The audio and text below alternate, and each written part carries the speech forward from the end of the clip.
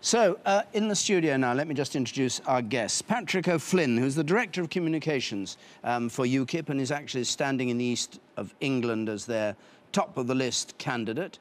Michael Duggar, Shadow Minister for the Cabinet Office, is the MP for Barnsley East. And Eric Pickles, Secretary of State for Communities and Local Government, the MP for Brentwood and Ongar. Patrick O'Flynn, could I start with you? You heard a reporter there saying that you've now got to do pretty well, or you're expecting to do pretty well on Sunday with the European elections. Do you think this means you're going to come out top? Well, the bookmakers seem to place us as strong favourites. I'm always wary of saying hubristic things before the actual result comes out. It certainly looks very promising.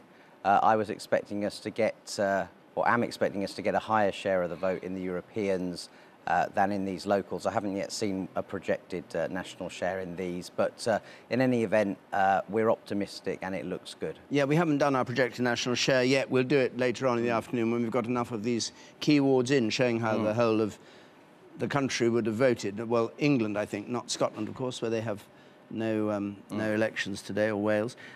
Just tell me this. We've had a lot of talk about, from the other parties, about how you are the new dustbin, the disaffected, you don't have any policies except, you know, get out of Europe, and that it'll all wither on the vine come the general election.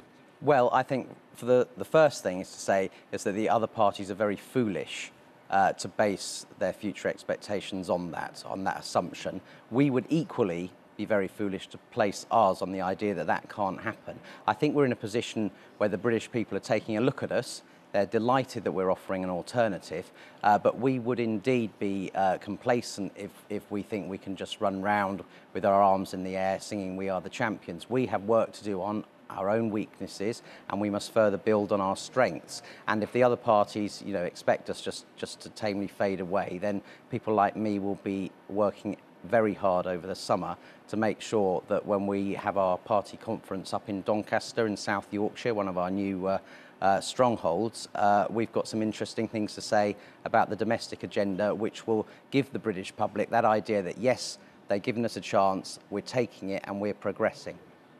Eric Pickles, you're an Essex man. You must be pretty dismayed by the inroads that UKIP's made in Essex and in down the east coast of Britain. Obviously, I'm very sorry to see a lot of good Conservative councillors go down, and you know, I mourn for their passage. I do recognise that UKIP has a strong base within Essex and within the east of London. Confidently predict that you will be elected on Sunday before you go off to Strasbourg and make all our lives a little bit better. What is it about Essex and that part of England that finds UKIP so appealing and the Tories so unappealing? There was a lot of churning. I mean, we did take more seats than the UKIP in Essex, and there were fights between us and Labour. Some we won, some we lost. Fights between us and the Lib Dems, some we've won. But you're not top dog, are you, exactly at the moment? Well, strangely, at the end of this Parliament, we will have had something which I think is virtually unique. We usually are wiped out. Party government's always wiped out in local government. But at the end of this Parliament, we will be the largest party in local government. And I don't believe that's ever happened before. What about the inroads they're making, though, on... we've seen endlessly the breakdown of where the UKIP vote is coming from, and you no doubt know the statistic that 60% of the people who are voting UKIP or voted UKIP yesterday say they will stay with UKIP. They won't do what happened previously when they went back to the Tories. I mean, I saw that poll, and I think it's taken from us and also from Labour and from the Liberal Democrat. Now, but more from you. But I accept that. But it's up to us to be able to give a very clear message, a long-term economic plan.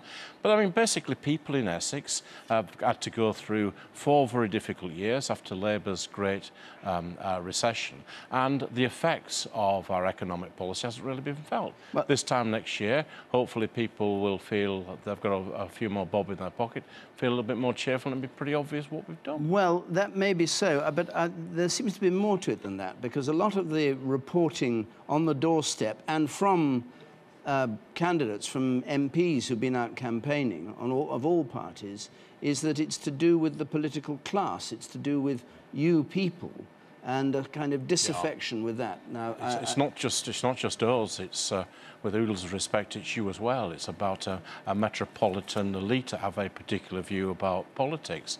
But people from Essex are practical people, and I think if we can demonstrate the difference that we've made, if we can perhaps listen a little bit more on the doorstep, I'm very confident that when we're sat in the equivalent of this studio just short of a year from now, that we will have persuaded those people who have voted UKIP to vote Conservative, because it will be a straight choice between Mr. Cameron and Mr. Miliband. You say you've got to listen carefully. What have you not been hearing? I think we need to offer reassurance, and I think we need to offer assistance, and I think we need to offer persuasion in terms of the difference that we've made to the government of this country, particularly in terms of not just tackling the deficit, but ensuring that they've got better job prospects and their kids have got a better job prospect. All right, Michael Duggar, I want to come to Labour's position, which is very interesting because you've done well in London. I think that you've taken Hammersmith, for instance, straight from the Tories, and yet again our psephologists show that you've slipped back from where you were in 2012, and you haven't kept a kind of forward momentum going, and indeed we've seen UKIP taking seats and votes at your expense in the north, in Rotherham, for instance, in Sunderland, in Hull as well, on the east. Now, what's going on? Well, one thing is, I mean, all of us who are veteran campaigners, we always look at those marginal seats, those target seats that we know that we've got to win if we're going to get a majority next time. So you look at that and you say to yourselves, look, you know, can we get a majority next time? I think the Tories, they're making the gains they need to in those marginal seats that they're targeting. No, they're not. Are we? You know, I went through the list. And these are outside of London, you know, Cannock Chase, Leafy Lincoln, Peterborough, Hastings, Stevenage, Basingstoke, Halesowen, you know, you've got Enfield and Croydon, of course, but Ipswich, South Swindon, Hornsey Wood Green, Amber These Valley. lists get a bit boring at this stage in the afternoon, I have to tell you, because everybody comes in and reads out a list. And when every single one of those gains, I think that's really boring. Yeah. That is another seat. It's not boring. It's not that boring. will go to Labour at the next general election. Yeah. That's actually not boring. No. That's progress made, and I think it's encouraging. But it's the overall picture I'm trying to look at, and not the list of we've gained here, we've gained a bit here, we've gained a bit here, because everybody can play that game. Nobody's lost Actually, everywhere. only Labour can play that game of seats you need to win to form a majority. Only Labour can play winning those seats.